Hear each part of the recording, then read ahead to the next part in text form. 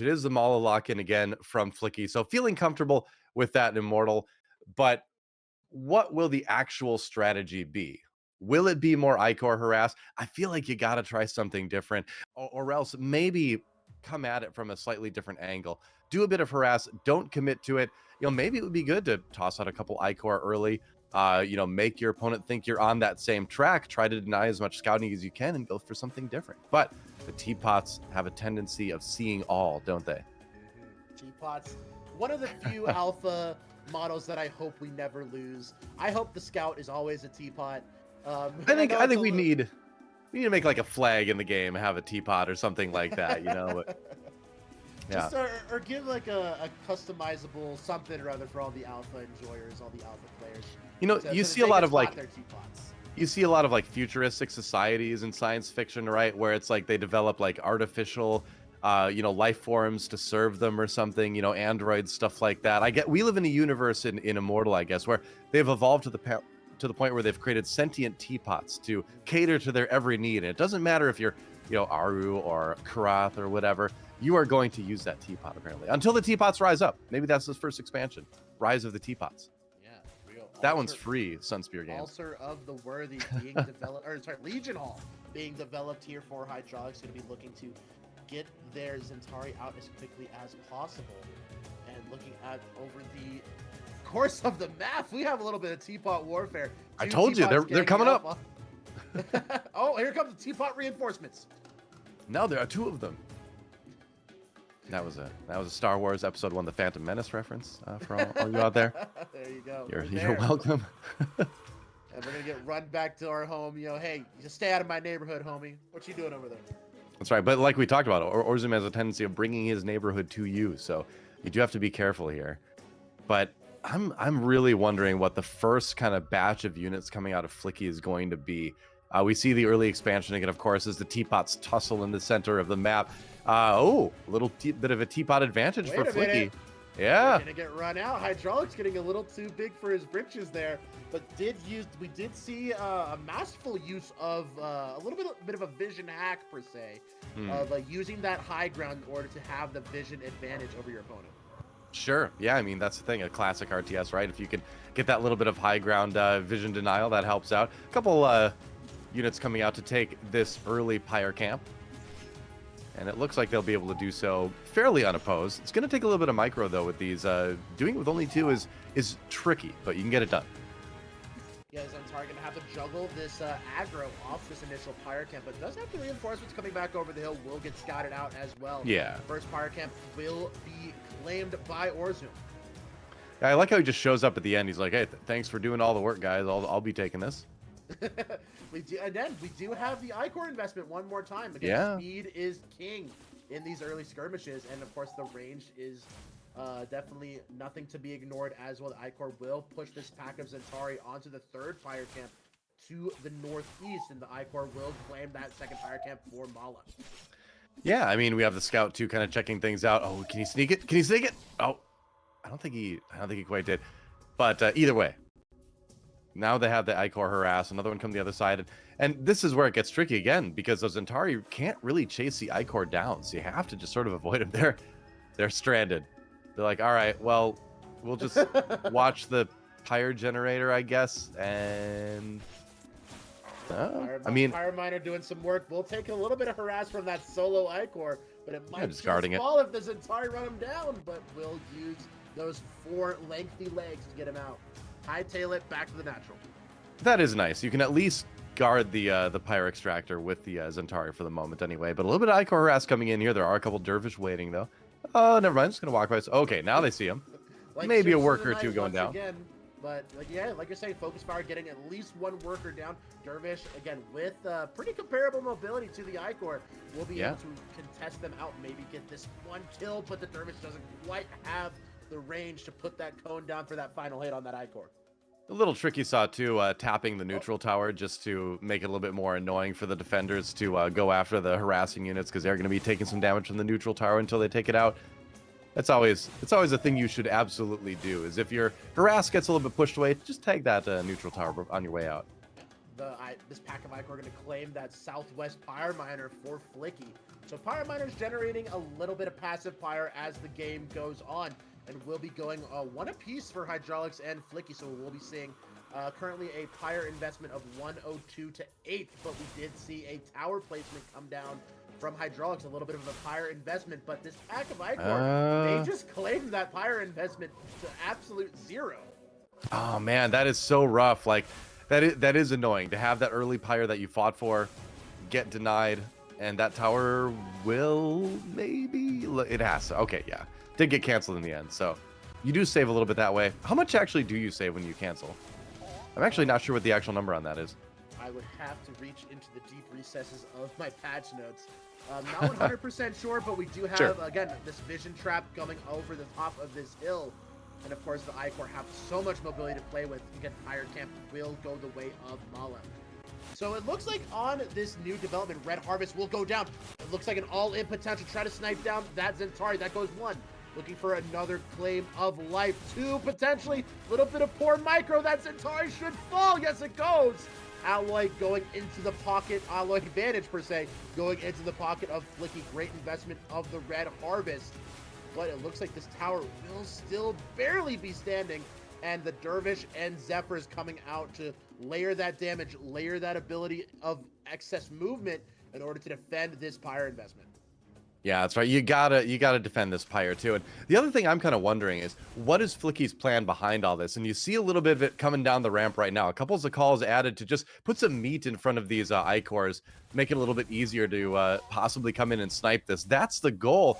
But you know, again, looks like Flicky's going to get pushed away. So what's the expanding plan? What's the teching plan to try to? What's your mid and late game plan now if you're Flicky? That's what I'm wondering.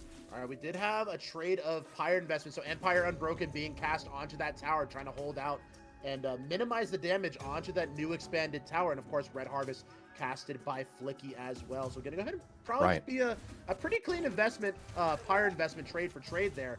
Pyre getting claimed by Orzum one more time. Love to see these mid-fight skirmishes and mid-fight, like, I guess, fights over these Pyre caps. Really stress that the tempo is so important here to try to claim this mid-game power. I mean, that's honestly one of my favorite things is to see the Zakal chase away Hydraulics here.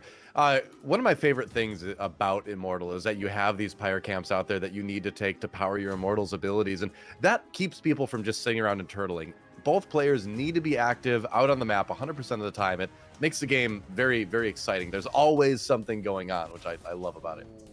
Juicy pack of Zakal, so much effective HP, especially once you start to spec into their ability tree, being able to have access to that fat early damage soaking shield from the Zakal pack here. But again, gonna go ahead and play, claim that Pyre camp. Another goes into the pocket of Flicky and looking to hold down this choke point. We do have the layer of damage. We have the AoE splash from the Dervish. We have the Zephyrs being able to kite this back, but the Zakal are too beefy, pushing them back into that expanded tower range. But it looks like the turtle and the pressure in this middle of the map will go the way of Flicky.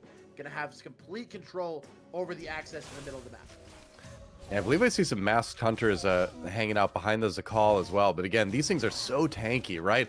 They can just kind of walk in, take out some of the other weaker units. There's the ability coming in from Flicky again. And, you know, will he be able to deny this expansion? That's the big question here. If he can, and he can take his own, then suddenly you've got that economic advantage. And it's getting a little bit trickier. Protection coming in from Orzum to try to keep that building alive for just a bit longer.